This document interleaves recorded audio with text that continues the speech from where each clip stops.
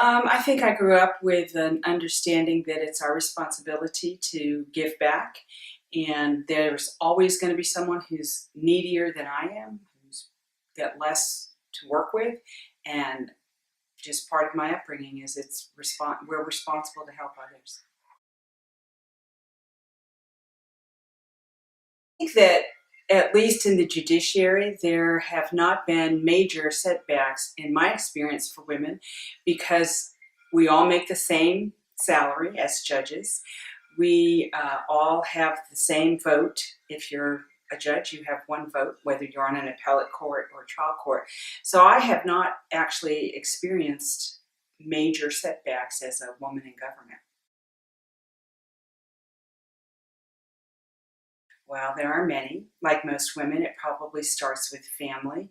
In my family, my grandmothers were very strong women. I come from a very strong matriarchal system where many of the men in the family, grandfathers, uncles, either became ill at a very young age or died at a young age. And so the women in my family all rolled up their sleeves, raised their kids, did what they needed to do, and provided for their kids. My mother was divorced at a very young age, and she had many, many challenges, personal challenges, in addition to that divorce.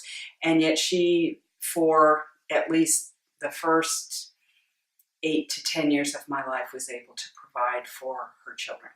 After that, not so much. So I would say the closest and most influential women in my life have been family members. And then beyond that, there are some obvious ones for me as a judge: Ruth Bader Ginsburg, obviously, Sandra Day O'Connor.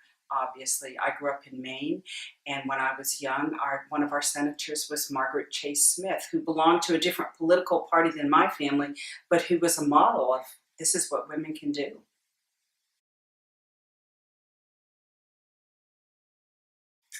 I think self-confidence without being kind of braggadocious. I think we as young women have to be um, self-assured, know that you can do it, that you're just as good as the person standing next to you, if in fact you are.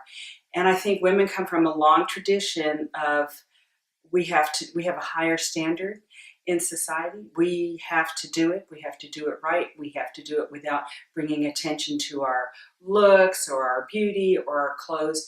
We have to do it because we're smart and we're prepared.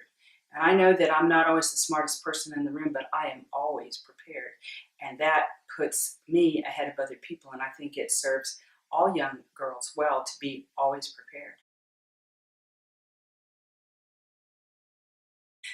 I think the most important thing is to speak up. I get so disappointed and sad when women are experiencing any kind of bullying or aggression in the workplace and they don't feel that they can speak up.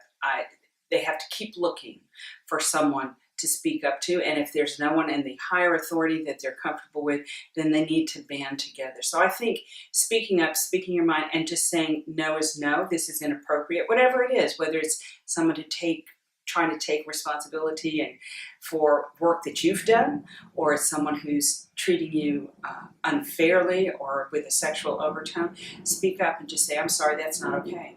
That's unacceptable.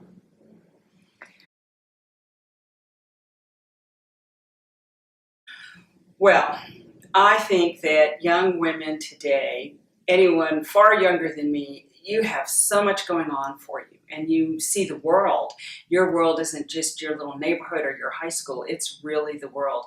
And so I think with the opportunity to connect with other young women from different cities, different states, different countries, and share ideas, then you come up with that brainstorming and you come up with some good ideas and you do things. Just kind of like what you're doing right now, trying to bring something together. I think that's a great way to partner. And obviously, you're doing this through Girl Scouts, which is a way of networking in and of itself.